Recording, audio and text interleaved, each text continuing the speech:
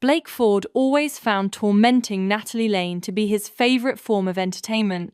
Right in front of everyone, he barked at her, calling her a shameless leech who clung to him like a parasite.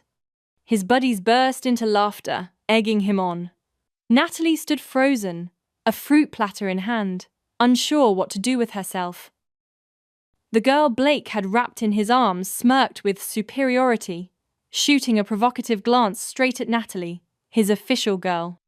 Over the years, Blake had been surrounded by countless women, yet Natalie never left his side, not even for a second.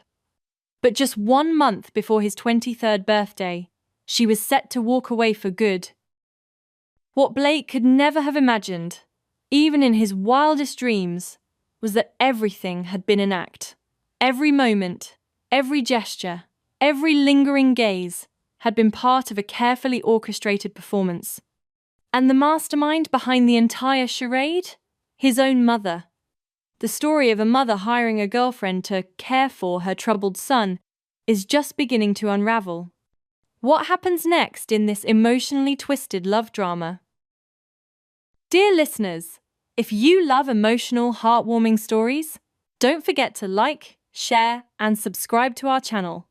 Let's dive into a tale that will stir your heart and stay with you long after the last word. Blake Ford always took twisted pleasure in humiliating Natalie Lane. During the lavish parties thrown by his spoiled elite crowd, surrounded by glamorous women and opulence, Blake treated Natalie like nothing more than the hired help. That night, as usual, she was told to sit quietly in the corner and slice fruit, menial work. But he made it worse on purpose. Lounging lazily on a leather sofa, Blake whistled at her from across the room, with a mocking tone. "Quit slacking, clingy mutt! Everyone's waiting to be served." Around him, the room erupted in laughter. His buddies were used to this show, Blake being Blake, and Natalie, after years of standing beside him, had become painfully familiar with it too. Lowering her eyes, Natalie told herself maybe this was just fate. One of Blake's friends raised a glass and chuckled. "You really know how to keep your girl in line, man." A house staffer handed Natalie a platter of fruit slices, which she silently brought over to Blake. He was cuddled up with a porcelain-skinned beauty, who sneered as Natalie approached. "You really would do anything to stay in his house, huh?" Blake added with a smirk. "No one's cheaper than you." The whole room burst into cruel laughter. Natalie just stood there, dazed and helpless, not even reacting. The party carried on, and Blake, despite being a heavyweight drinker, was far from done. Bottles littered the floor when it was finally over. A curly-haired girl tried helping him to his room, but Blake shook her off and pulled Natalie along instead. Natalie, a small-town girl, couldn't wrap her head around these rich people games. Blake, ever dramatic, tipped his lover's chin up flirtatiously and ordered Natalie to kneel by the bed and mix drinks for them. Natalie combined 2 kinds of liquor with lemon juice and ice. Her hands were icy as she shook it up into a pale blue cocktail in a long-stemmed glass. By the time she was done, so were they. Blake casually kicked the girl out of the room, his tone suddenly cold and sharp. She stumbled out, humiliated, pulling at her dress. Blake turned toward Natalie, sipped the cocktail she made, and said calmly, "Not bad. You're improving." Leaning in closer, he smirked. "Jealous, sweetheart?" Natalie said nothing. He patted her head and chuckled. "Don't worry. My official wife will only ever be you. I need someone unusually tolerant, and what do you know?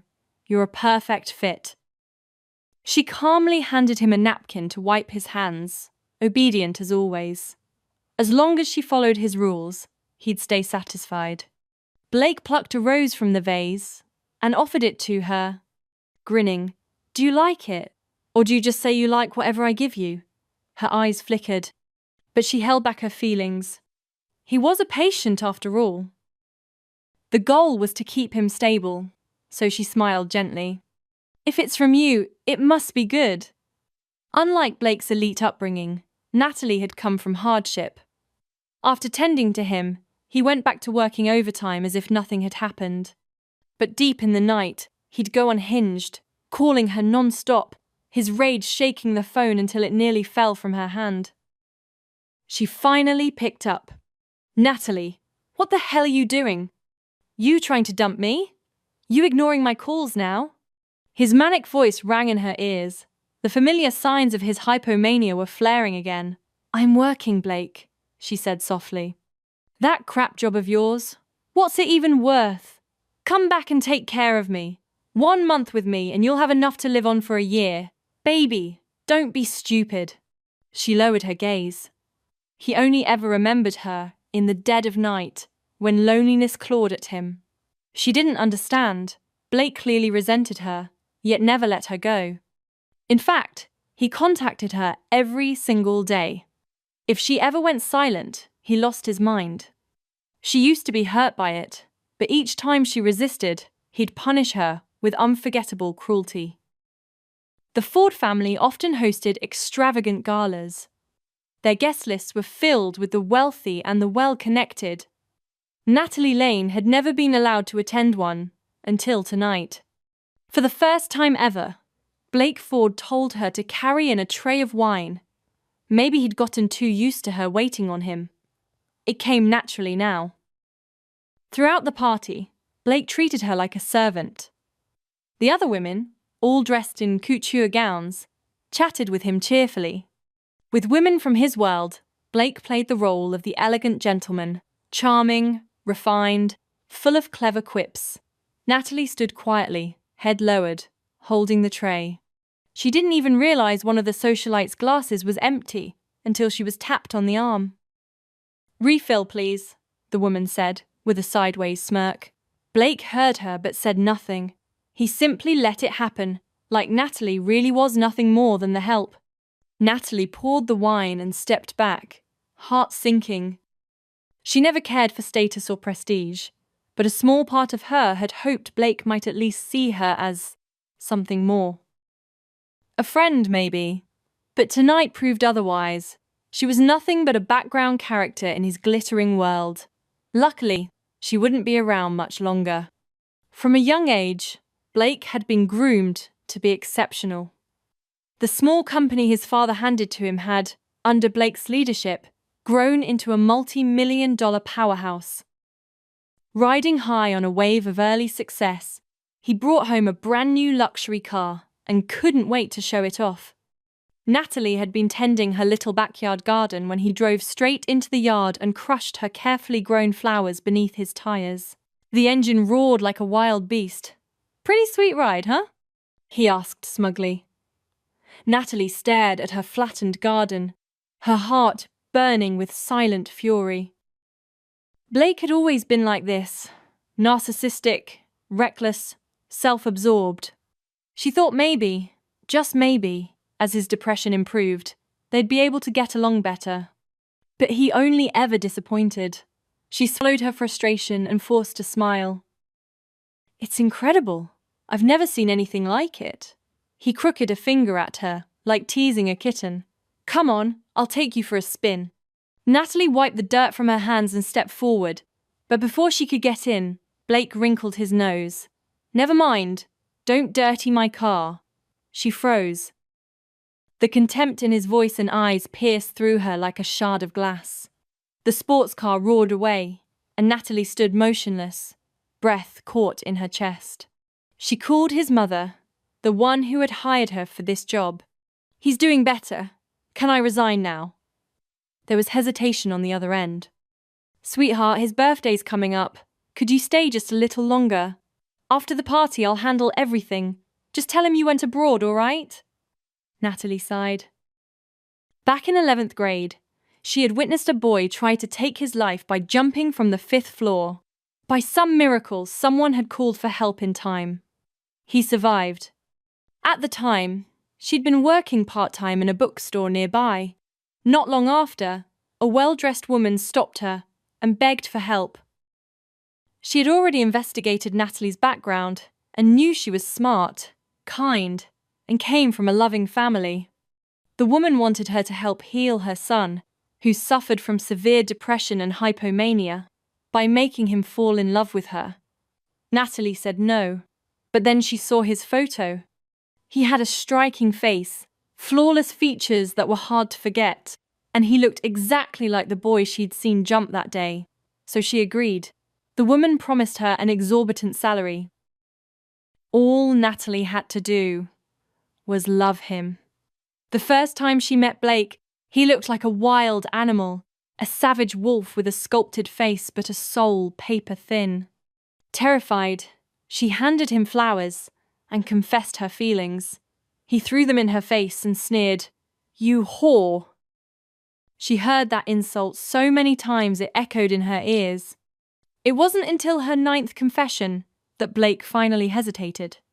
He looked at her, his eyes clouded with suspicion and maybe curiosity. Then he agreed. And just like that, Natalie and Blake started dating. But really, it wasn't a relationship, it was a job. Blake Ford was like shattered glass, once beautiful, now dangerous. Every day was filled with pressure, endless lessons, and suffocating expectations. From his elite upbringing, he'd been pushed so far, he'd become twisted. When he was hurt, he lashed out at everyone, especially her. He slept around, shameless and relentless. It was as if seeing someone else in pain made him feel a little more whole. Though the process had been difficult, the most important thing had been achieved. Blake Ford no longer had thoughts of ending his life. His mother's wish had finally come true. And for Natalie Lane, her assignment was complete. The job she had taken, the act she had performed, had reached its natural end. Still, endings required emotional preparation. Natalie quietly hoped that she and Blake could at least remain friends. After all, nothing truly intimate had ever happened between them. But Blake didn't seem to get the memo. As soon as he got off work, he raced over to her place. Natalie pushed him away, firm but gentle. "Blake," she said, "don't you think we're more like friends?" Blake stared at her like she'd grown 2 heads. "If you keep talking crap like that," he warned, "I'll throw you on the bed and prove we're not." She tried not to flinch. That evening, he asked her to make him a drink. Natalie had picked up a pineapple earlier and used it to mix a cocktail with gin and citrus. Bright orange like a sunset sky. She added a lemon twist to the rim. It looked like something out of a 5-star bar. Blake took one sip and groaned in delight. "You're getting better and better at this." Natalie seized the moment. "I've been thinking about us." He pulled out a cigarette, smirking. "What's this? A proposal? Scared I'll get stolen by someone else?" She took a slow sip of her own drink, frowning slightly. "Honestly, I feel like we're more like siblings. Maybe friendship suits us better." She prayed he wouldn't pick up on what she was really trying to do, but Blake's temper ignited instantly. He slammed the glass down and exploded. "I don't want some pre-planned, arranged marriage. Don't piss me off, Natalie. You won't get a damn thing if you do." And just like that, he stormed out. Natalie sat alone in the quiet, exhaling long and slow. She had tried, really tried, but there was only so much she could do. Blake's birthday bash that year shook the city's social scene. Everyone who was anyone had shown up. Natalie stood in a corner in her evening gown, watching it all unfold. She wasn't even asked to serve drinks. She didn't mind. Watching from the shadows, she felt something shift inside her. That boy, the one who used to stare blankly into the void, he wasn't gone, but he wasn't alone anymore. He had family, women around him, a future maybe. And she? She had done what she came to do. They say saving a life is more noble than building 7 temples. And Natalie had saved his. Just as she was turning to leave, a woman in a designer dress shoved her hard. A glass shattered. All eyes turned. Blake glanced over but said nothing. He looked away and kept drinking. Natalie quietly gathered the shards of broken glass, left the ballroom, and whispered under her breath, "Happy birthday, Blake Ford. Goodbye." The matriarch had arranged everything for her, quietly, efficiently. Natalie relocated to a small town. Her parents were settled, her living expenses covered for life. It was more than fair. She thought it would all end peacefully. She was wrong. Her phone blew up. Message after message. Missed call after missed call. "Where the hell are you? Did you run off with some guy? Call me back now. Who gave you the damn right to disappear like that?" It had only been 2 days, and already Blake remembered her. Natalie didn't know whether to laugh or cry. Of course, she didn't respond. She waited for her new SIM card from Blake's mum. That night, while playing mahjong with friends, her phone buzzed violently again. "Late night, and the prince is lonely, huh?" her friend teased. The first message blinked on screen. "Do not need me anymore." Right as she was about to play her tile, she shouted, "Not playing." Her friends stared at her. "Fine, but why the dramatics?" Natalie looked down. In her mind, she saw Blake, wild-eyed, sleepless, unraveling. Oh no. She shook her head. She had to forget him. This was insane. All of this. For a $30,000 a month paycheck. Blake's calls kept coming. 20 calls. Dozens of texts per minute. That night, she lost 20 grand playing mahjong. Everyone laughed, except her. She went home in silence. Her parents were chatting with the neighbors next door. Natalie sat in the backyard, petting the golden retriever they'd just adopted. Sweet thing, dumb but loyal.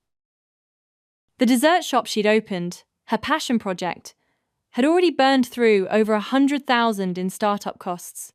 She sighed. No wonder everyone says, "Don't start a business unless you're insane." The whole thing was Blake's fault, really. Back when she worked for the Fords, his mother had brought in therapists to help manage his emotional outbursts. But Blake never cooperated. One time, while the therapist was trying to get through to him, Blake blew smoke in his face and muttered, "You really want to understand me? Then get in bed with me." That was the last therapist his mom ever hired. Some of them said Blake was past the golden window for treatment. His personality and worldview were already set. Changing him now would be nearly impossible. But Natalie had asked, what if he had met someone earlier, say in middle school? Maybe then. Maybe he wouldn't be in so much pain. The experts agreed. That seed planted an idea in her head. Back then, a news story had shaken the nation. A high school boy jumped from the roof. The photo of his bloodied body had made front-page headlines. Natalie never forgot. And so, a childish but determined idea took root. She would open a dessert shop near a school, a place for healing, for warmth, a safe haven for students fighting battles no one else could see. And now, that plan had just begun to unfold. Natalie Lane had just started to calm her life down when Blake Ford shattered it all again. He'd finally found her. "Natalie, get up! You've got to see this!" Her nosy neighbor called as she yanked her out of bed. Natalie rubbed her eyes groggily. "Auntie, it's only 6. What kind of drama are we talking about this early?" The older woman shoved a phone in her face. "Everyone's talking about it. A crazy handsome man showed up across the street with over 100 bodyguards. They're turning the whole neighborhood upside down looking for someone. Word is, his wife ran off with a ton of cash, and another man, and even the kid might not be his. Now he's out for revenge. Look! Isn't he gorgeous?" Natalie blinked at the screen and her heart dropped. Blake. "What the hell, Blake?" She yanked the blanket around herself in panic. "How far have they searched?" she asked, peeking out the window. "They're at the building next door. You've got maybe 5 minutes, tops." Natalie didn't even hesitate. "I'm running."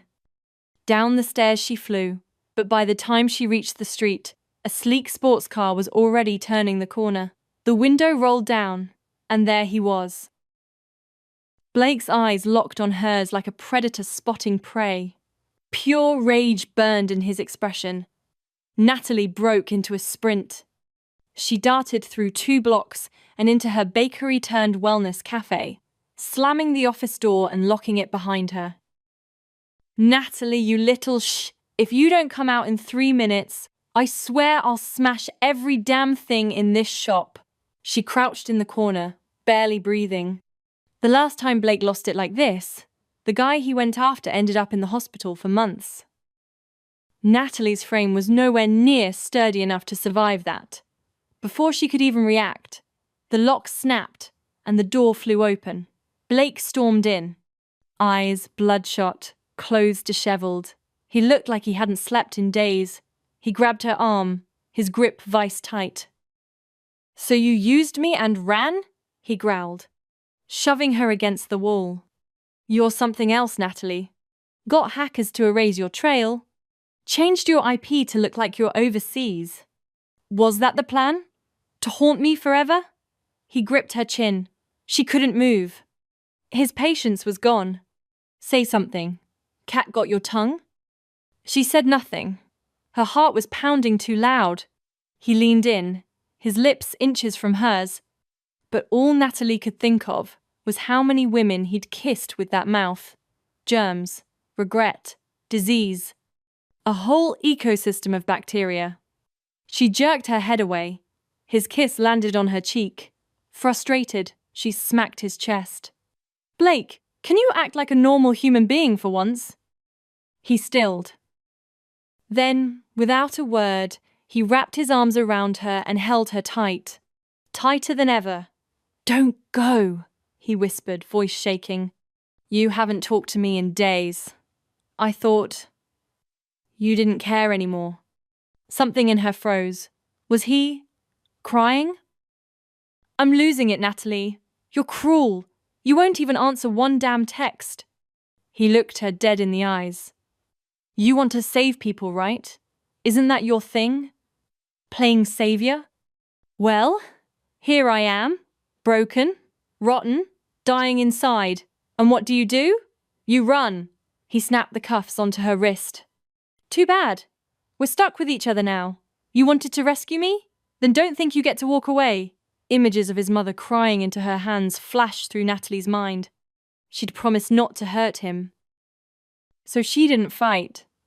But the second he turned his head, she yanked free and bolted. The streets were open and airy. She just needed to think, fast, and run faster. Natalie Lane had just made it to the police station when she called the lady of the house Mrs. Ford. Blake Ford had officially lost his mind. While frantically thinking of where to go next, Natalie hadn't noticed where she was running and ended up crashing into someone. A guy, dressed simply, wearing a black mask. He had these dark, piercing eyes that stared at her with interest. Natalie, dazed and a little shocked, couldn't shake the weird sense of déjà vu. But escaping was more important right now. Sorry. Please move, I've got to go," she blurted, trying to rush past him. He grabbed her wrist lightly, his gaze shifting toward the chaos behind her. Blake Ford was closing in. The man chuckled under his mask. "You look like you could use a lift. I've got a car. Want a ride?" Natalie glanced toward the luxury sports car parked nearby and hesitated. "If it's not too much, or maybe you can just call the police for me?" He opened the car door with a gentlemanly wave. "The cops don't deal in emotional debts. Let me help you.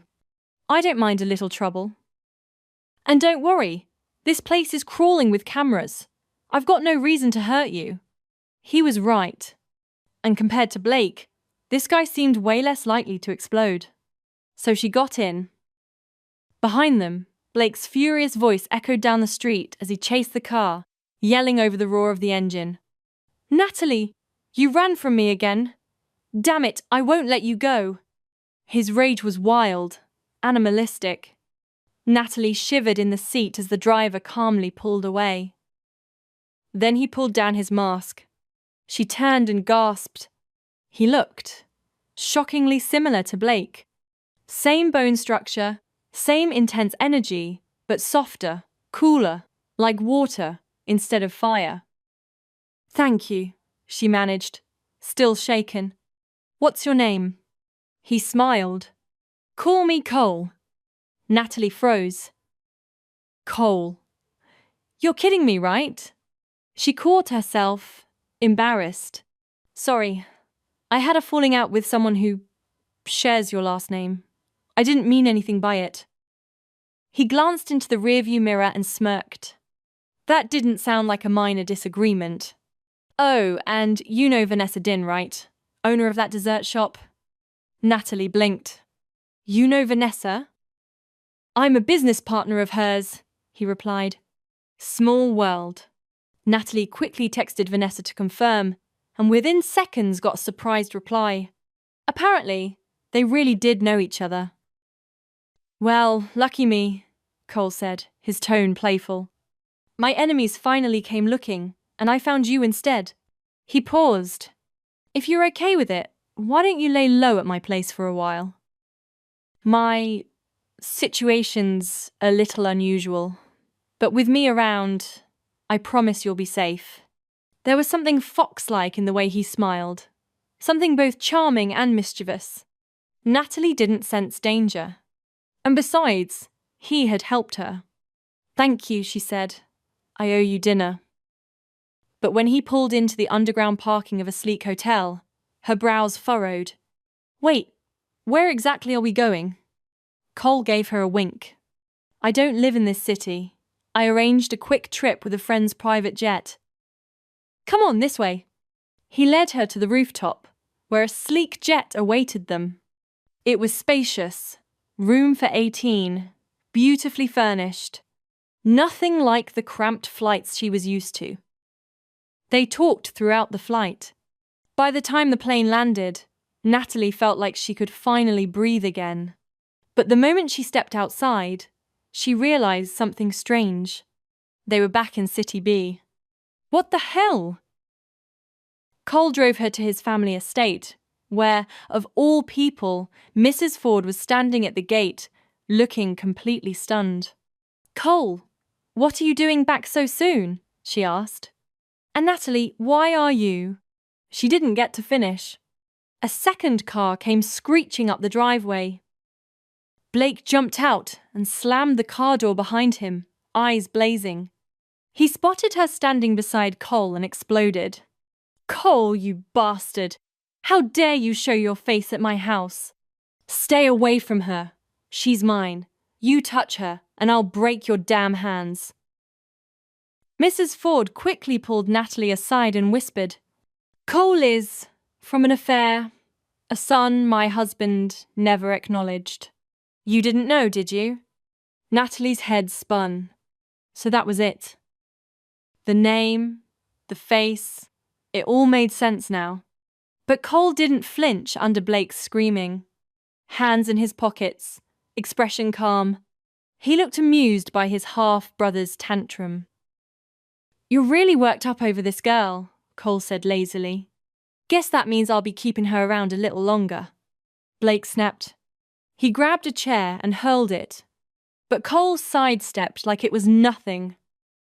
Then the family patriarch appeared, Mr. Ford himself, dressed in a tailored suit, his expression sharp and commanding.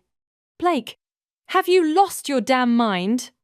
Blake, who feared no one, immediately shut up under his father's glare. Mrs. Ford nudged Natalie gently. "Go with Cole for now. Sit with him.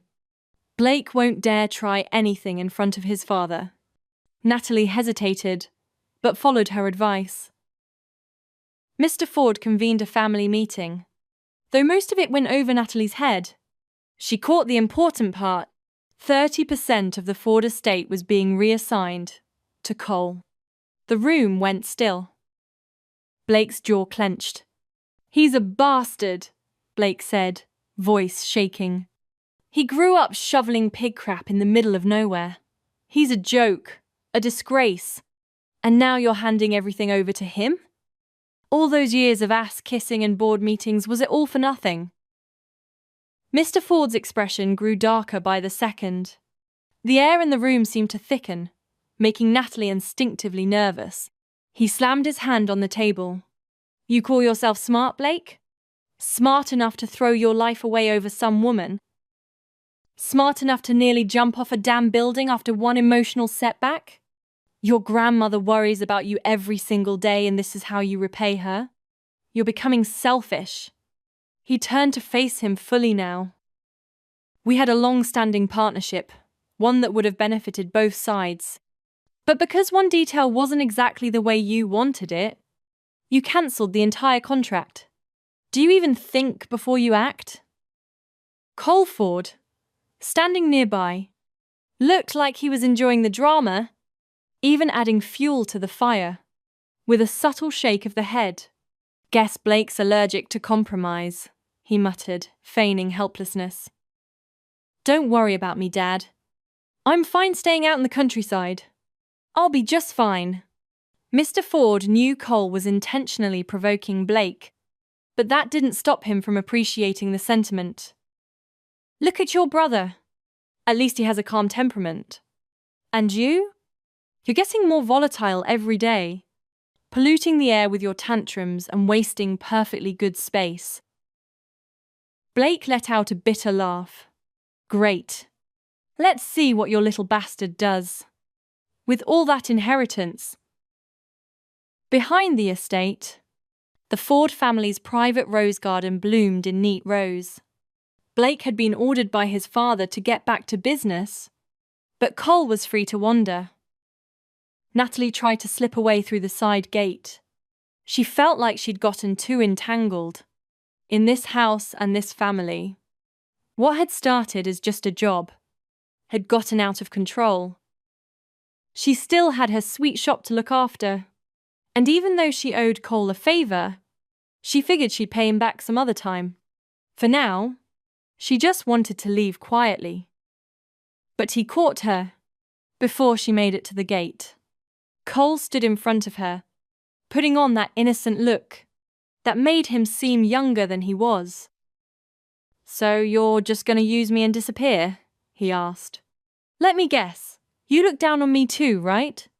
Just like everyone else. I didn't go to some fancy prep school. I don't play the piano. Can't paint. Don't know a damn thing about fine art. Just a kid who grew up rowing boats in a dusty little town.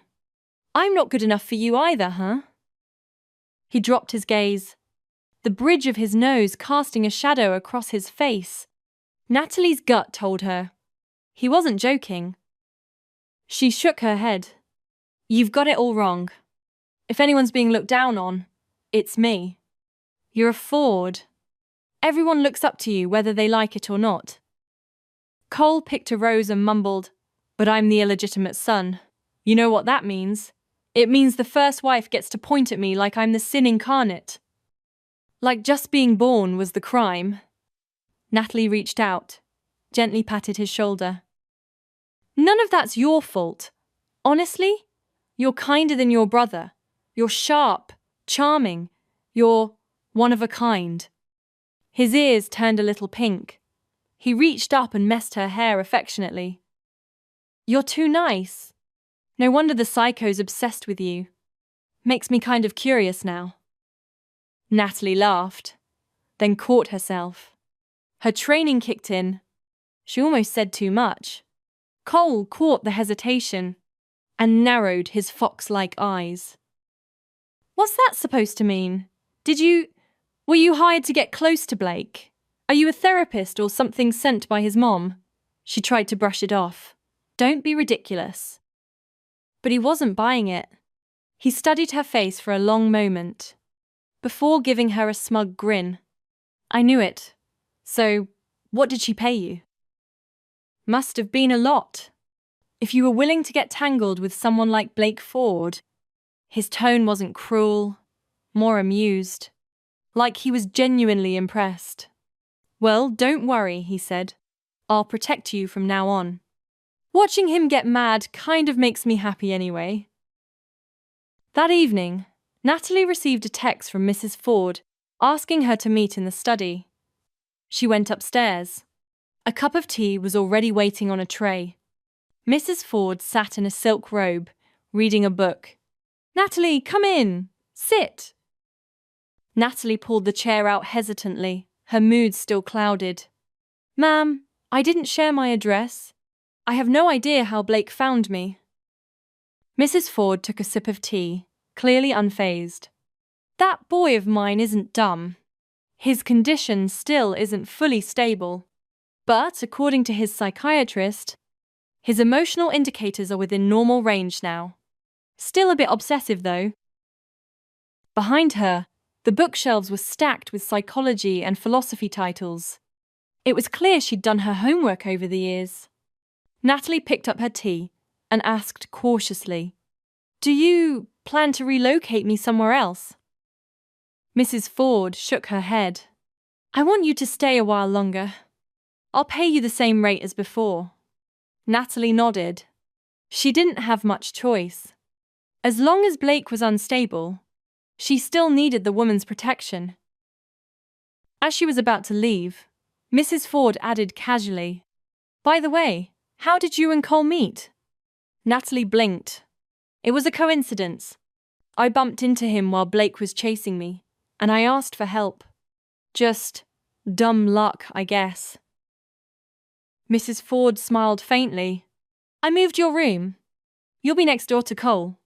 With him around, Blake won't try anything too bold." She winked. "Don't say I helped you, though. The butler did it. That wing's under renovation." Natalie closed the door softly behind her. "Yes, ma'am, I understand." Downstairs, Blake was livid. "She's mine!" he yelled, slamming his teacup to the ground. "Why the hell is she rooming next to that bastard?" A servant quickly pulled him back before the scalding tea hit anyone. Cole, standing nearby, stepped in front of Natalie. "Planning on dragging her off now?" he asked casually. "If you can't keep her safe, I'll do it myself." Cole casually slipped an arm around her shoulders. His silky hair shimmered under the light, tousled and smooth, looking oddly like a fluffy fox. Natalie couldn't help herself. She reached out, ran her fingers through it, and softly laughed.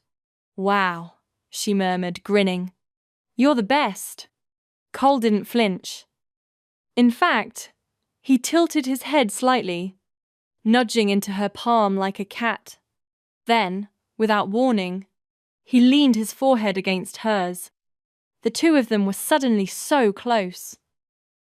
Natalie stared into his eyes deeper and more entrancing than anything she'd ever seen. His Adam's apple bobbed as he swallowed, hands gently holding her face. He looked like he was about to kiss her. But then, "You bastard! What the hell are you doing?" Blake's voice thundered from the hallway. Before either of them could move, Blake hurled a decorative vase at Cole. It shattered on impact against his shoulder. Cole didn't dodge. He just stood there, calm and unbothered, as the pieces fell to the ground. Seeing Cole so composed only made Blake angrier. He charged forward and yanked Cole to his feet, barking, "Stay away from what's mine. I hate when people touch my things. And one more thing. Tessa, the heir to the Song family, is downstairs. If you embarrass me today, I swear." Cole's expression didn't change, but his voice was firmer now. "First of all, she's not a thing. Second of all, she's not yours." Blake's jaw clenched, veins standing out in his neck. But before he could curse again, Mr. Ford's voice rang out from downstairs. "Blake, get down here and welcome Miss Song properly." Blake had no choice but to let go and head downstairs. As his footsteps faded, Natalie turned to Cole. "She must be important." Cole shrugged. "She is. Comes from old money. Her family basically helped build the country. She's legacy." He extended a hand to her. Come on, let's head down together after you change. Later, in the grand parlour, the two of them stuck close to the corner of the room, nibbling on pastries. In the past, Natalie had always stood alone at these events, but now she had an ally. Blake stood at the centre of the crowd, handsome in a tailored black suit, the perfect gentleman. You wouldn't know from his appearance that he was emotionally unhinged. The other young elites gathered around him, gushing over the arrival of the day's guest of honour, Miss Tessa Song. Everyone was dressed to impress, in designer suits and custom couture. Natalie stood on tiptoe, trying to get a look at the girl. Cole noticed her curiosity and crouched down. Want a better view? Without waiting for her answer, he lifted her up. Just enough to peek over the crowd. Natalie's breath caught. There she was, wearing a floor-length white dress, understated yet stunning. Tessa's face carried the kind of timeless, classic beauty you'd see in vintage portraits. Nothing about her outfit was flashy, yet every stitch spoke of grace and power. Amid the loud colours and dramatic cuts, she was serene and impossible to ignore. A real debutante. Elegant, untouchable. Because Cole was taller than the others, Tessa noticed them. She turned her head slightly, smiled, and nodded in Natalie's direction. Natalie felt her chest tighten. Oh no, she's actually really charming. Because Tessa had looked over, the rest of the crowd followed her gaze. Many of them were part of Blake's circle. When they saw Cole and Natalie, a few exchanged glances, then scoffed. He blinked in surprise, then removed one of his earbuds. What did you say? Only then did she realize he'd been listening to music this whole time. His soft hair brushed against her nose, teasing and light. It was almost like he knew what he was doing. Natalie pushed him away, lips pursed. Forget it. It's nothing. I was just being professionally nice. But her words trailed off when she felt a chilling gaze on her from across the room, and she didn't have to look to know who it was from. Blake's expression darkened, clearly displeased at the growing closeness between Natalie and Cole. A bad feeling prickled in her chest. She could tell Blake was about to snap. He'd done his research thoroughly. He knew that Tessa, the debutante of the day, had a soft spot for racing. In fact, she'd competed in several professional events and always placed near the top. The private road nearby had been lined with elite sports cars, all prepped and ready. It was Blake's idea to impress her and entertain the crowd. Natalie and Cole trailed behind the group. As others piled into the flashy vehicles, the two of them stood off to the side, clearly excluded. Do you know how to drive a race car? She asked him quietly. Before Cole could respond, Blake pointed a finger in his face. I don't pay you to run your mouth.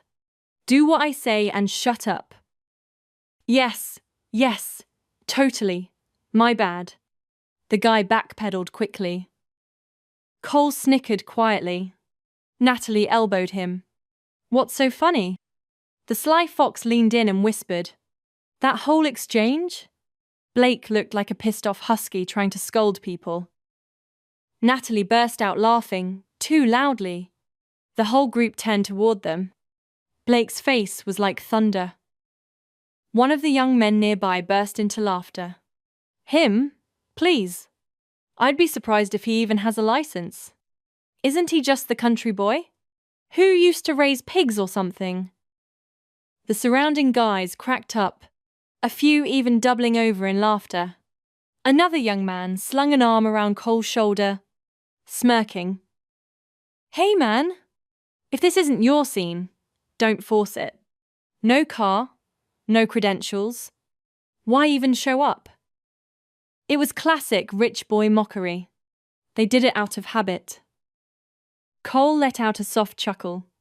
leaned close to the guy's ear and whispered, "Honestly, pigs are cleaner than you, especially ones that don't catch STDs from screwing around." The guy's face morphed in rage. He raised a fist to punch Cole, but Blake stepped in. "Don't," Blake ordered. "Tessa's pulling up any second. You make a scene. You embarrass me." The guy reluctantly lowered his hand and turned to Blake, smiling sheepishly. "You're right, Blake. I was just trying to teach the kid a lesson." "Real funny," he sneered. "Isn't it enough that you two embarrassed yourselves all day? Pathetic. But I guess trash attracts trash." Then he spun around. "Enough wasting time. Get in the cars." The rest of the group followed him, piling into their sleek sports cars like they were royalty. One guy even flipping Cole off through the window.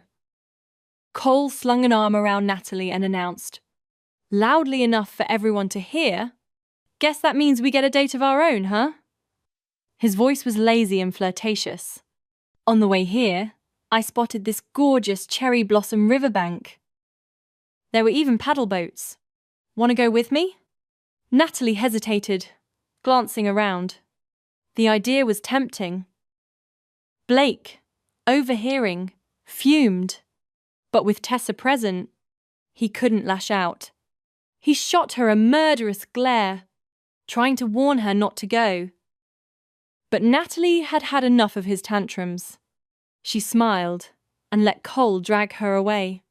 They walked under falling cherry blossoms, following a quiet path by the river. Around them, others strolled in traditional outfits. Cole had both hands in his pockets, unusually silent. Natalie sensed he was still bitter about the earlier mockery. Trying to cheer him up, she offered, "Forget those guys. If you don't race, you don't race. Who cares? There'll be other chances." Cole plucked a blossom from the air, twirling it between his fingers.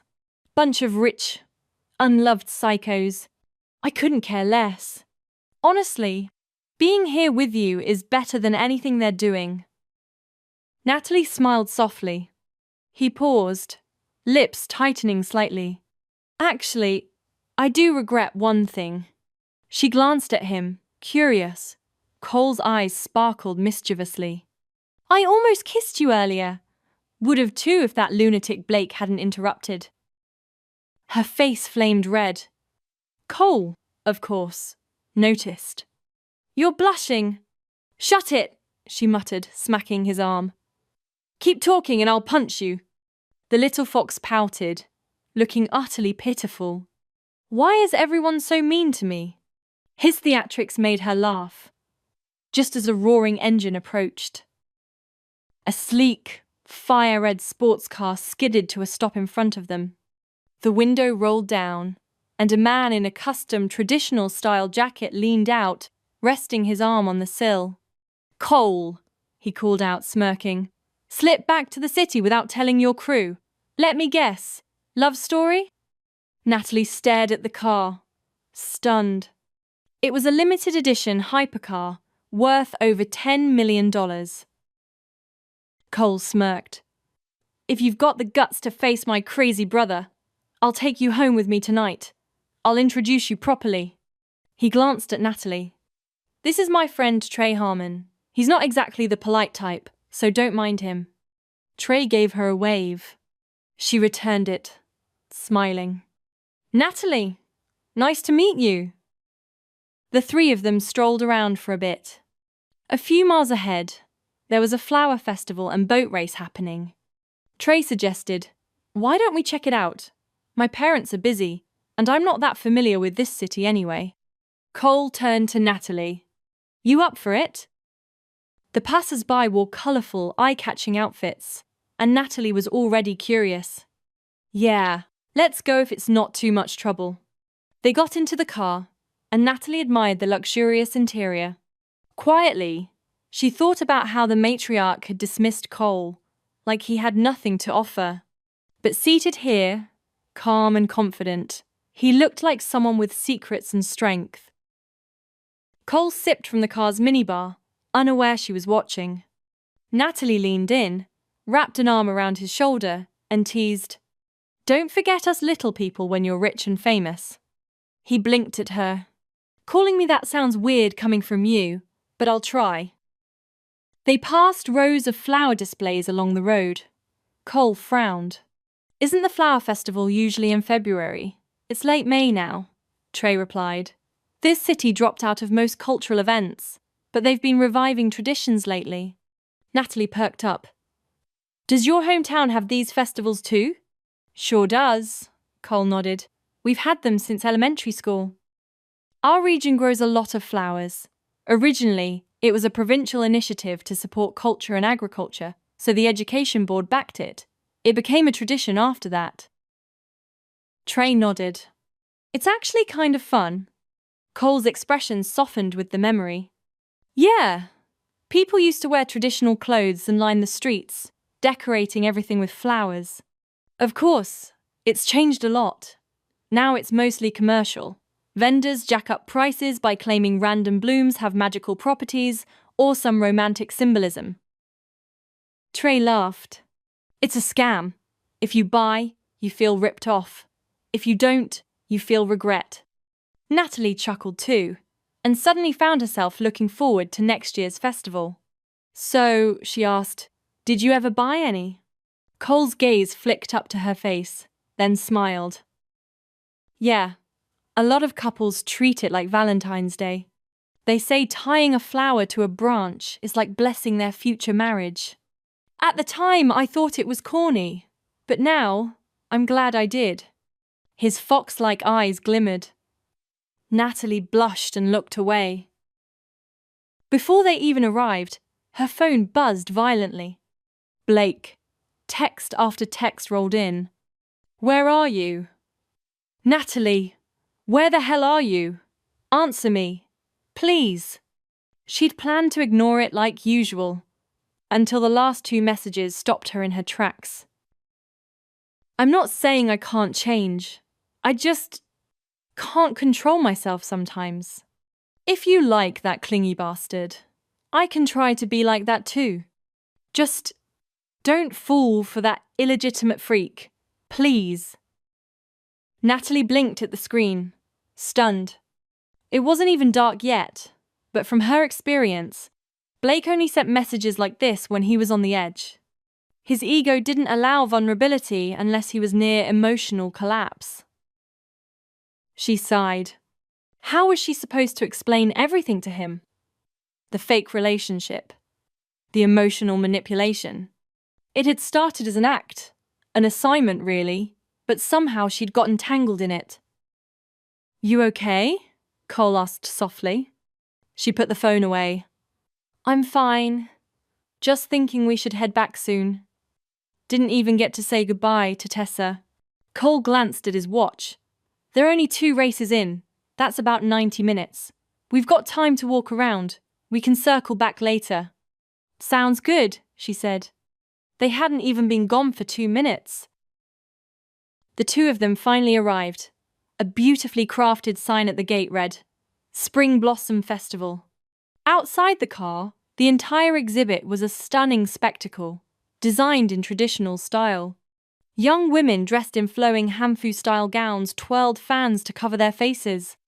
In the center, games were taking place, with prize money handed out in bright red envelopes for winners.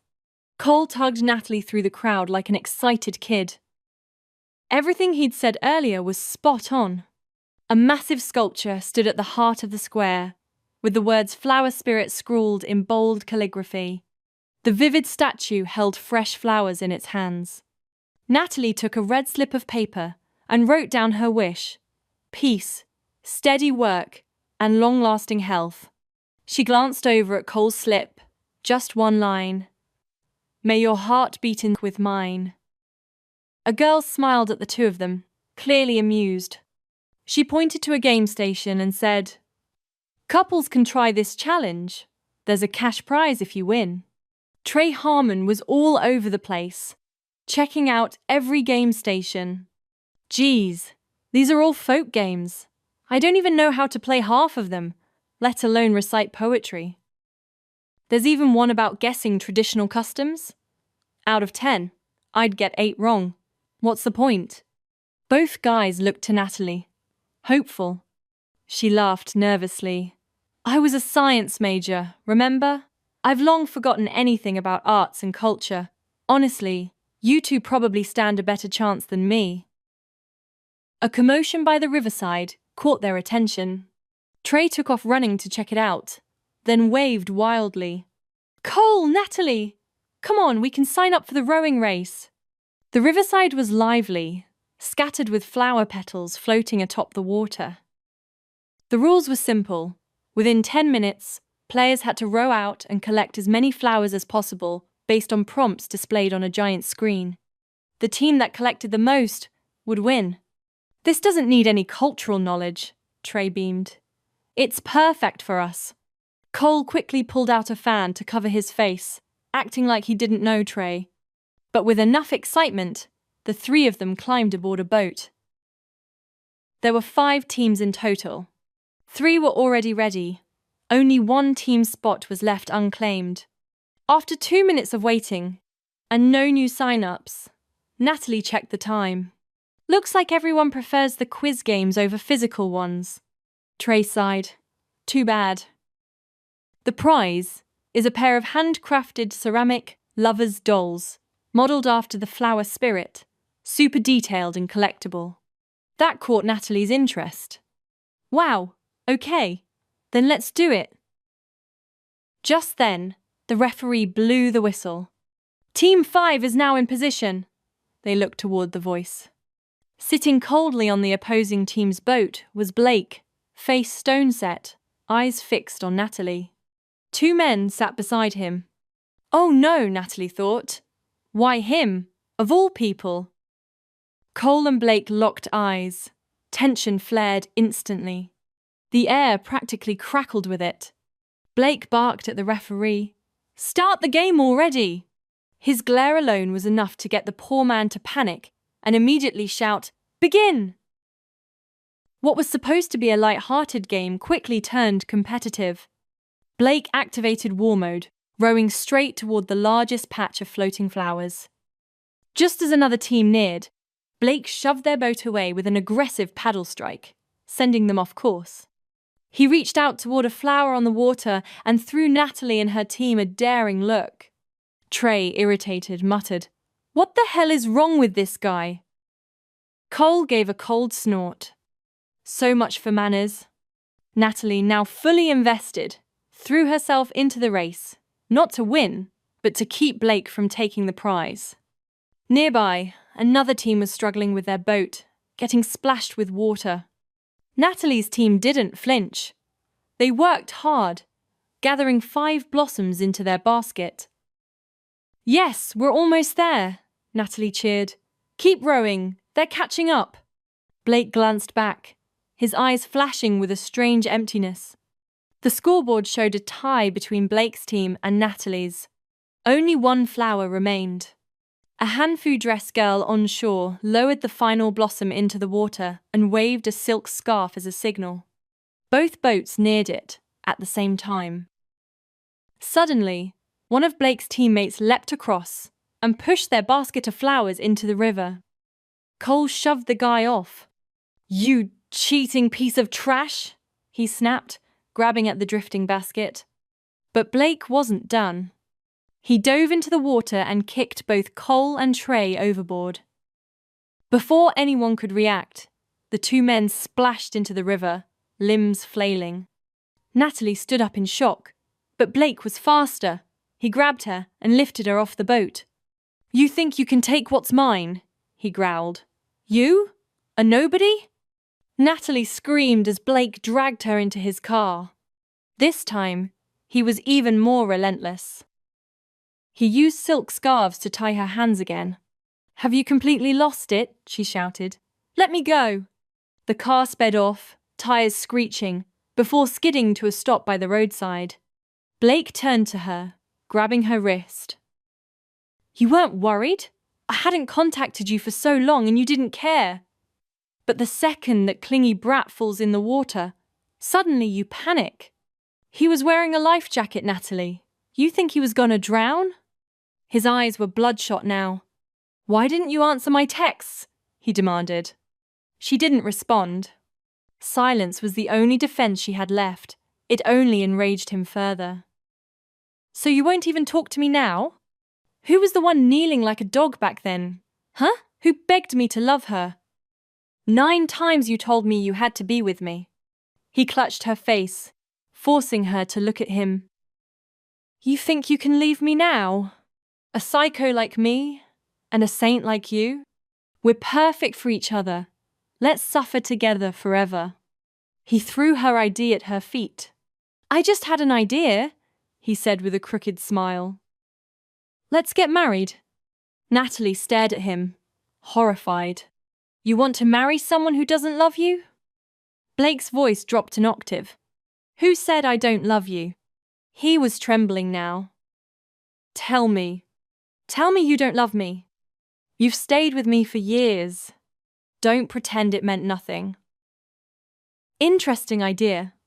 Who would have guessed you were such a good girl, with all those crazy thoughts running through your head? But today, it's not going to go your way. He stroked Natalie's cheek with a false tenderness. I wasn't great to you before. Cold, distant. But after we get married, I swear I'll change. No more messing around. Just me and you. Her heart sank, full of despair. She didn't want to pretend anymore. I'd rather believe in fairy tales than believe a word you say, she replied flatly. Blake ignored her and smiled, oddly satisfied, though it wasn't clear whether it was anger or amusement behind that smile. Natalie couldn't understand the twisted mess that was his mind. The car pulled into the garage of an old estate. Cole, soaked and dishevelled, had already changed clothes and was anxiously looking around. As soon as Natalie stepped inside, he ran up. I knew Blake would bring you here. Are you okay? I just got here and you weren't around. I was scared. She grabbed his arm. Are you and Trey all right? You both got hurt yesterday. Did your injuries get worse? We're fine. I've got thick skin and Trey's doing okay too. Just then, Blake strolled in after parking. He scowled at Cole. You again. Didn't drink enough river water yesterday? You'd better be out of City B by tomorrow, or I'll have someone strip you naked and dump you in the streets. You like clinging to people? Maybe a gigolo job suits you. Cole narrowed his eyes and chuckled coldly. You seriously think you're the winner here, big brother? He stepped forward and punched Blake hard in the chest, his voice low and even. There are things you've lost from the very beginning. You can force a lot in this world, but not someone's heart. Hearts are earned, not seized. If you're that capable, then escape. Otherwise, he leaned in, voice dropping. Let's raise the stakes. I'll give you 10 minutes. Share your location. If I find you before you find him, he stays mine. Oh, and one more thing. If I win, you have to kiss me. Deal? Natalie didn't hesitate. Deal! She sprinted out of the room, thinking fast. The Song estate was huge. He couldn't be in obvious places like a guest room or a main hallway. He had to be somewhere secluded but big enough to hold someone, like the garage or the cold storage. She made a break for it. Natalie seethed, jaw clenched, but she didn't resist. She had made a deal. She stood on tiptoe and reluctantly kissed Blake on the cheek. His ears flushed red instantly. So the playboy's pretending to be innocent now? She thought bitterly. Blake, thrilled, kicked open the freezer door with swagger. You hear that, bastard? Your sweet little girl just kissed me, willingly. Down in the garage, she searched frantically. 5 minutes passed. Nothing. She dashed through a hallway and collided with a cleaning lady holding a frozen fish.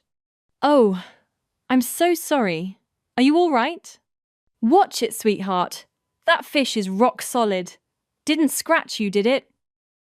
No, I'm fine, Natalie replied, catching her breath. Then a spark of hope hit her. Ma'am, Could you tell me where the walk-in freezer is? Right over there, the woman pointed. But someone said it's off limits now. Aren't you the one handling the fruit? If you need to get in, here, use my spare key. Just leave it outside the door when you're done. Natalie took the key, heart racing. Only 2 minutes left. Blake was on his way. She had to hurry. Thank you, she mumbled and sprinted toward the cold storage. Reaching the heavy steel door, she knocked hard. Cole? Cole, are you in there? Say something, I'm opening the door. No response. Her heart sank in disappointment. She turned away, trying to guess where else he could be, when a weak voice rasped behind the door. Natalie. She spun around, shoved the key into the lock, but before she could open it, a strong grip caught her wrist. Blake. He grinned, smug, wrapping his arms around her from behind. He whispered, "Game's over. I found you first. That means I win. So, about that promise." Natalie seethed, jaw clenched, but she didn't resist. She had made a deal. She stood on tiptoe and reluctantly kissed Blake on the cheek. His ears flushed red instantly. So the playboy's pretending to be innocent now? She thought bitterly. Blake, thrilled, kicked open the freezer door with swagger. You hear that, bastard? Your sweet little girl just kissed me willingly. Inside, Cole lay half naked on the frozen floor, bruised and bloody. Natalie's heart dropped. She helped him to his feet and headed for the exit, only to realize the door was locked from the outside. She groaned. Great, he locked us in. Did Blake do this too, or are you losing your mind now? Cole's lips were pale, his skin clammy from the cold. His strength was fading fast. Natalie took off her coat and wrapped it around him tighter. They huddled together, eyes closed, bodies trembling. Then, a splash of ice-cold water hit them. Natalie's eyes shot open. 2 of Blake's goons stood in the doorway, one holding an empty bucket, the other sneering. Well, well, the girl mocked. Didn't think you'd actually go that low. Messing around with the bastard while being Blake's girl. Pathetic. The man beside her snorted. What a joke. Spent all those years hanging around just to marry into wealth. And this is your grand move? The girl crossed her arms. We already called Miss Tessa Song. Let's see how long your little fantasy lasts when she gets here. Cole started coughing, his body burning up from fever. He was still unconscious, barely breathing. The group outside kept jeering. Blake's mom values reputation more than anything. You're done. Just wait and see.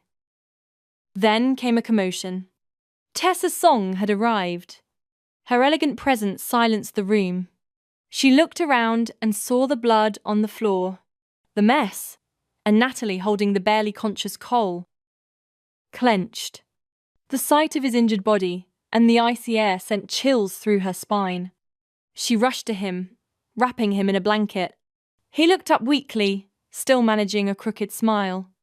Well, I guess I broke a record. Took a beating, froze half to death, and still didn't black out. He leaned into her. Don't worry, I'm okay, just cold. She stroked his head. You idiot. You could have died.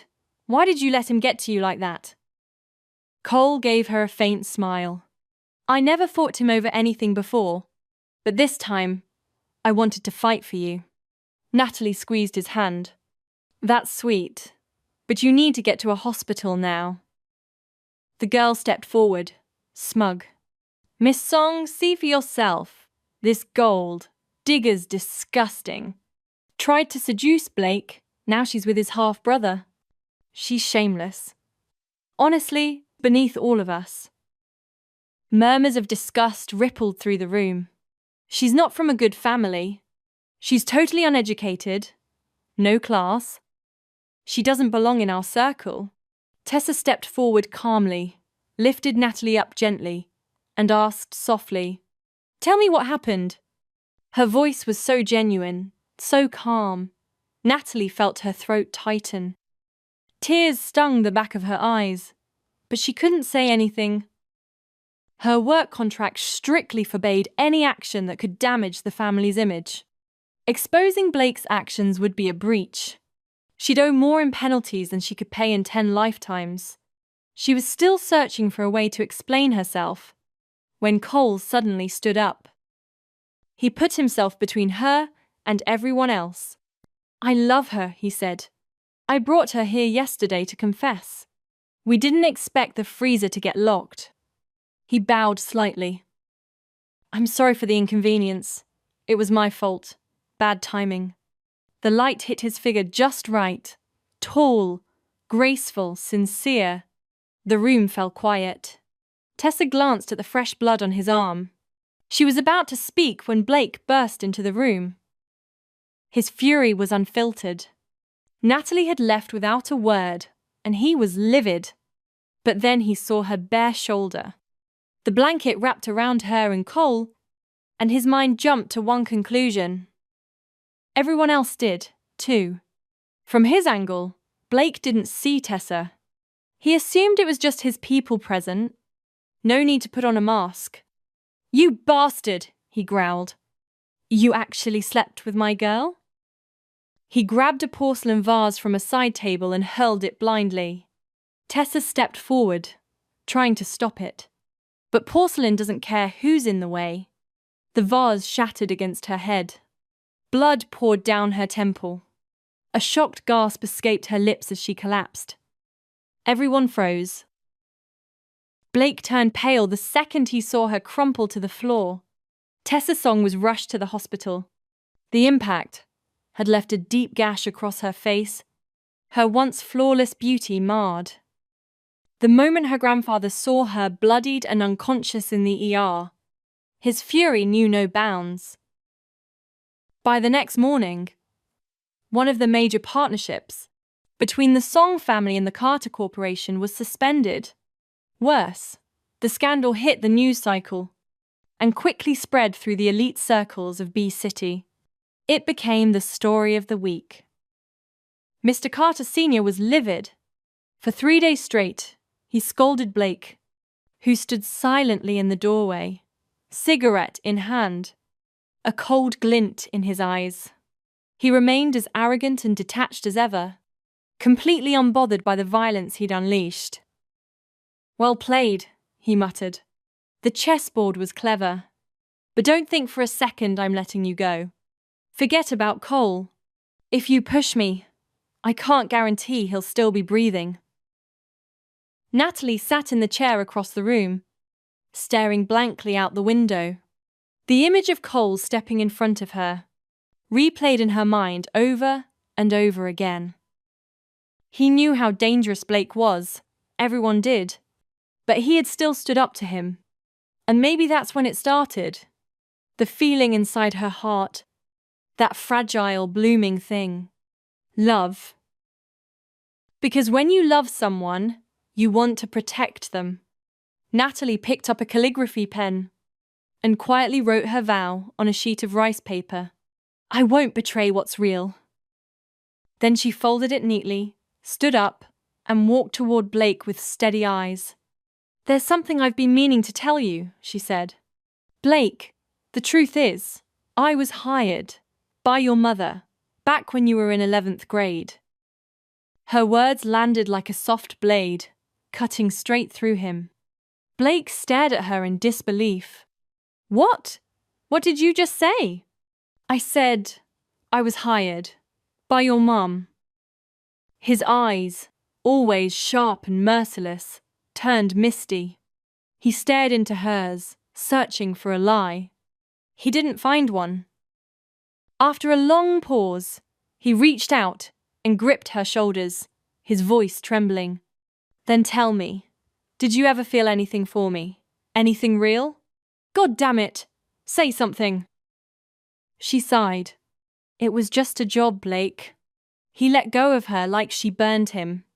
His laugh was hollow. "You really know how to crush a guy." She clenched her fists. In truth, There had been a time when she'd seen him as a friend, but that friendship had long since blurred into something much more complicated. Without another word, Blake walked out. He didn't explode. He didn't scream. He just left, quiet and strangely calm. Natalie immediately reported the incident to Mrs. Carter. The woman didn't scold her. Instead, she handed Natalie a luxurious gift box and a platinum bank card. "Thank you, Natalie," Mrs. Carter said, her voice genuinely soft. "I know this will hurt Blake. But as his mother, I don't regret it. Nothing matters more to me than keeping him alive." Natalie accepted the gifts with no particular expression. Mrs. Carter sat at her desk, exhaustion written on her elegant face. "When Blake was little, he was a normal boy, but I pressured him too much.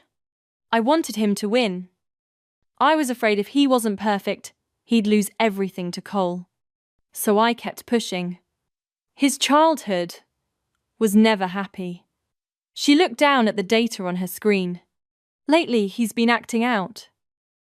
My father-in-law has started transferring projects to Cole instead, but I don't care about the company anymore. As long as Blake's okay, that's enough for me." She turned to Natalie and gently took her hand. "I finally understand that success doesn't define a child. I should have loved him better. Thank you. You've done what you came here to do. It's time to start your own life." That last line brought tears to Natalie's eyes. She suddenly thought of her own mother. How many times had she misunderstood her growing up? She hugged Mrs. Carter tightly. "My mom and I fought too, but as long as there's love, misunderstandings can always be worked out." Later, gossip buzzed around the same B-City chat group Natalie had once accidentally joined. "You guys here?" The Carter family handed over half their resources to Cole. "Yeah, the kid's been making bold moves. Every investment he's made has turned profit. Honestly, Carter Corp might favor him more than Blake now. Remember when I used to badmouth him? Look at him now, driving a brand new custom sports car." Rumors swirled that the first wife was pitiful, but the mother of the illegitimate son was even more tragic. People whispered about Mr. Carter's past, how he'd tricked a young woman into a relationship by pretending to be unmarried, only for her to find out he had a family after she gave birth. He beat her down emotionally, but kept her hidden and funded her life for years. Years of scandal, buried and glossed over, until now. "Damn, she was stunning," someone commented in the group chat. A photo popped up. Natalie tapped it. Those alluring eyes, almond-shaped and shadowed just right, were exactly like Cole's. No wonder he was so ridiculously handsome. Setting her phone down, Natalie wheeled her suitcase through the garden path, only to be stopped by a convertible blocking the driveway. A familiar voice called out cheerfully, "Hey, I came to pick you up. Look, I have a car too." Cole Carter's eyes gleamed mischievously, a dimple forming on his cheek as he grinned and popped the trunk open. "Where's your new place? I'll take you. And if you don't have one yet," he winked, "you can always crash at my new condo." Natalie laughed, waving him off. "Just take me to the airport. I'm heading back to City D." "City D?" Cole's smile faltered. "You're just going to ditch both me and the Carter estate like that?" Seeing how adorably disappointed he looked, Natalie reached out and pinched his cheek. "You're too charming for your own good. Stop pouting." Cole shrugged playfully. "I only act this way with you." Then he pulled something from the car and held it out, a delicate figurine of the flower goddess. "We won the boat race," he said proudly. "The organizers disqualified Blake for cheating and gave me the prize. I figured you'd want it more than anyone." Natalie held the figurine, her thoughts spiraling. She took a deep breath. "That day? Why did you step up? If you had told them you liked me, they would have told Blake." "You didn't have to." Cole looked down, his lashes shadowing his eyes. I'm used to it by now. Being looked down on, being the illegitimate one. I've been shameless for years. Doesn't bother me anymore. But, thanks for caring. Natalie gazed at him, steady. Don't do that. Don't belittle yourself. You're incredible, Cole. Better than you know. He grinned, visibly touched. Well, I have been doing all right lately. Natalie glanced at her watch and gasped. Crap! My flight's in 3 hours. Cole hit the gas. The top-down convertible roared onto the highway, wind in their hair. Even with the rush, they missed her flight by 10 minutes. No big deal, Cole said, already pulling out his phone to buy 2 new evening tickets. When they landed in City D, Cole stuck by her like glue. Natalie got the feeling he had something planned. Sure enough, after dinner, he tilted his head and said innocently, Hey, I've never been to your place before. Mind if I stop by? I really want to meet your golden retriever. Natalie rolled her eyes. Is stalking people a Carter family tradition? He laughed. Well, if a man doesn't confess his feelings, what's the point? I think we make a great team, you and me. We've faced enough chaos together. We've got shared values. A great foundation for exploring the meaning of life and love. Speak English, Foxboy. Cole smirked and pulled out a dainty rose gold bracelet. I like you. Natalie chuckled, flicked his forehead lightly, but didn't pull her hand away when he slipped the bracelet on. His gaze softened. Don't joke around. I want a real answer. Natalie didn't respond with words. Instead, she handed him the piece of calligraphy paper she'd once written on. Cole opened it, reading aloud with awe. I won't betray what's real. He wrapped his arms around her. I just want your heart to match mine. And I swear I won't ever take that for granted. Then he kissed her cheek, again and again, beaming with joy. Guess I'm officially off the market. Natalie's smile grew. She pulled him down and kissed him back. After leaving the Carter estate, life slowly began to settle.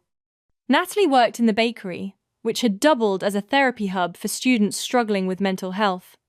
She listened as a shy teenager, tearfully confessed to being isolated just because she didn't fit in. I just process things a little slower, the girl said through sniffles, but people think I'm weird. Natalie handed her a tissue and kept her tone gentle, comforting. The girl didn't even realize Natalie was a counselor. She just felt safe talking to the kind woman behind the counter. Natalie and Van, her partner in the business, had chosen this healing cafe model intentionally. The bakery made enough profit to sustain the space, and for the emotional support element, they'd hired part-time psych majors from a nearby university. Students left anonymous letters in a hollowed tree trunk outside. Depending on the message's tone, someone from the team would reach out and invite the writer to pick up a gifted dessert, along with a quiet one-on-one session in the cafe. It had helped more people than they ever imagined. Cole kept flying back and forth between cities for work and school. That week, he was especially busy, and Natalie had been staying late. One night, as she passed a dim intersection, she spotted a tall figure leaning against a wall, half-shadowed. It was Blake. He stood silently, cigarette glowing in the dark, until he spoke. You never finished what you were saying, he murmured. Natalie froze. She remembered exactly what he meant. Their last conversation. I did think of you as a friend, she said slowly, but more as a patient. Natalie remembered what Van once told her. Blake Carter was different now. No more reckless late-night parties, no more outbursts of rage. He'd calmed down, grown up, changed, for real. She looked up, locking eyes with him. Those dark eyes still carried a hint of something broken. Blake, she said softly, you've gotten more handsome lately. His cheeks flushed faintly. "You're more mature now," she continued. Then Cole muttered, "Don't believe you. I swear, don't be dramatic, hottie." There was a growl through the phone. "Come downstairs." "What?" "I'm outside." Natalie threw on a jacket, rushed to the window. Yep, there he was, standing under the streetlight, arms crossed, face full of faux betrayal. She rushed down. "Well, well," Cole said, squinting at her. "You sure that hot guy's out of sight? Didn't stash him under your bed?" Natalie stepped up and pinched his cheek. "I told you. It was Blake. Came to talk. Then he left." "Mm-hmm," Cole pouted, his cheeks puffed up like an annoyed golden retriever. "So now you've got a secret backup boyfriend. That's low.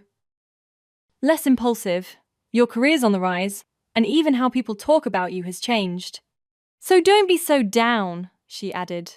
"Sometimes losing something is exactly what helps us grow." "Don't think just because Cole's doing better now that he's got it all figured out," Blake muttered. "Watch me. I'm going to shoot past him in no time. Natalie, you better not regret any of this." With that, he walked off and slipped into a waiting car. The vehicle pulled away, and just as it disappeared down the street, Natalie's phone buzzed. "Blake Carter. Thanks." Natalie lay on her bed, texting her boyfriend. "Cole, my aunt said you were flirting with some hot guy late at night." Natalie: "Which aunt? The one who still owes me money from poker night?" "Wow. Humanity is disappointing." Cole called instantly. His voice came through, playfully accusatory. "Who was that guy, huh? He got an 8-pack? He hotter than me?" Natalie laughed. "Honestly, he kinda looked like you." Cole's voice sharpened. "Oh, great. So you're into my body double now? Babe, I work hard, live clean, and you out here playing around with, what, a stand-in?" She grinned. "Relax. That guy was your brother." There was a beat of silence. She couldn't help but laugh. "Come on," she said, exasperated. "How could I have another boyfriend when I've got the clingiest one on earth?" Still sulking, Cole handed her a small gift. She blinked. "What's this?" "I don't know. Just something to say sorry for being jealous, but also, you're mine, just so we're clear." Natalie smiled, softened, and pulled him close. Cole smirked, then scooped her right off her feet and carried her upstairs. Dear listeners, today's emotional love story comes to a close. If it touched your heart, please don't forget to like, share, and leave a comment. We'd love to hear your thoughts. And if you haven't already, subscribe to our YouTube channel to support our team in bringing more tender, unforgettable stories to life. Wishing you endless joy, gentle days, and a heart always filled with love. Until we meet again in the next story, take care and stay inspired.